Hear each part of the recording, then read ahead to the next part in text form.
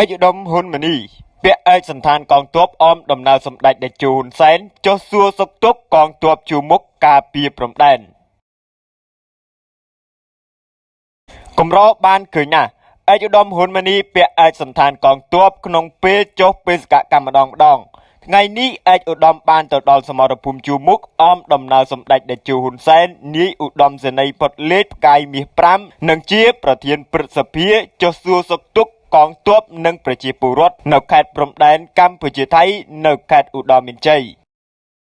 សម្ដេចតេជោធ្លាប់បានបង្ហើបថាឯកឧត្តមហ៊ុនម៉ាណីក៏ធ្លាប់ជាទាហានដែលក្រោយមកសម្រេចចិត្តចូលឈ្មោះជាតំណាងរាស្ត្រខេត្តកំពង់ស្ពឺសូមជម្រាបថាឯកឧត្តមហ៊ុនម៉ាណីបច្ចុប្បន្នជាឧបនាយករដ្ឋមន្ត្រីក្រសួងមុខងារសាធារណៈនិងជាប្រធានសហភាពសហព័ន្ធយុវជនកម្ពុជា